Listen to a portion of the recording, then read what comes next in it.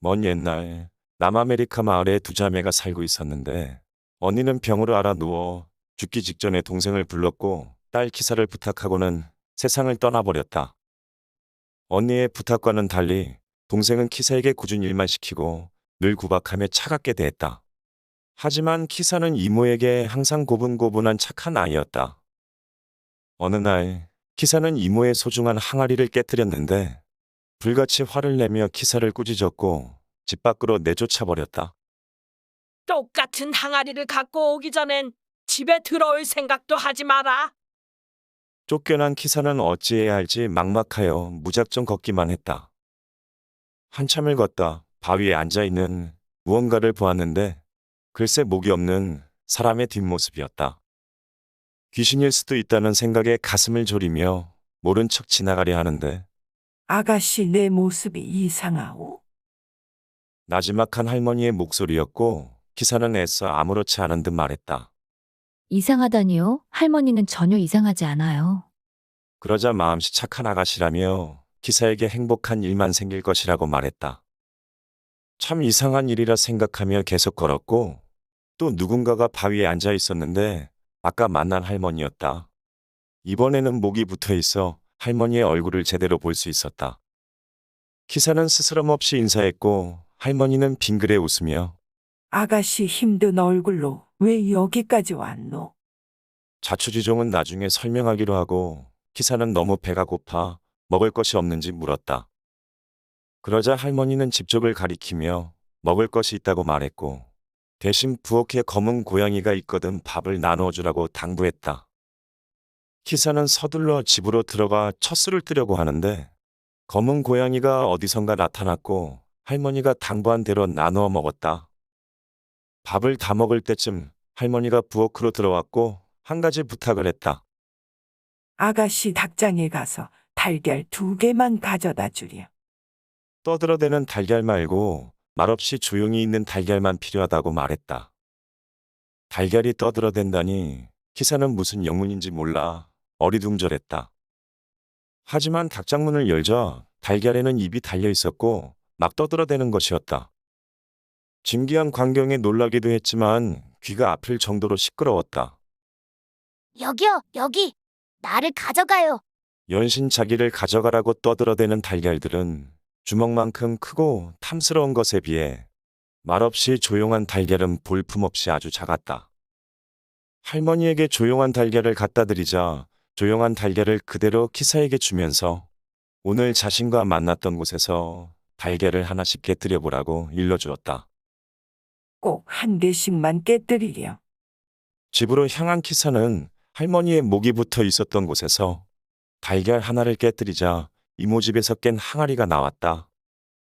그리고 할머니의 목이 없었던 곳에서 달걀 하나를 깨뜨리자 근사한 집과 마차가 나왔고 마차 안에는 황금이 가득했다.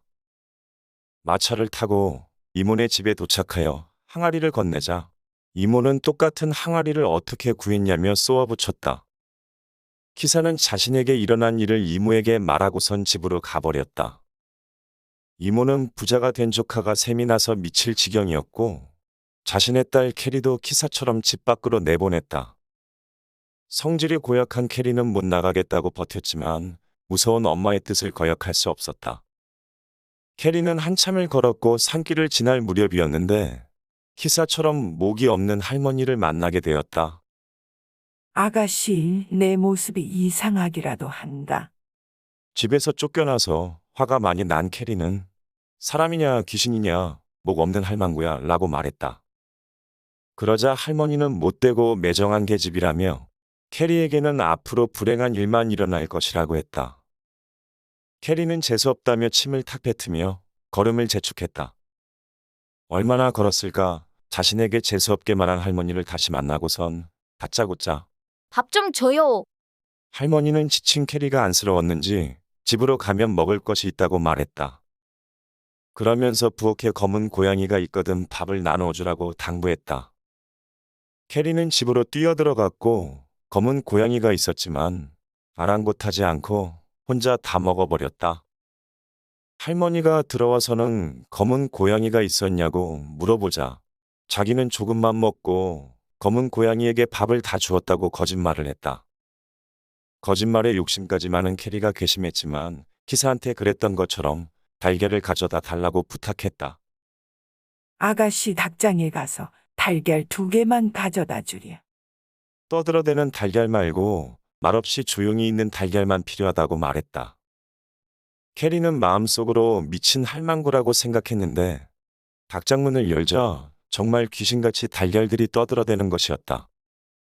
캐리 또한 이 광경이 놀라웠고 신비한 달걀이라고 생각했다.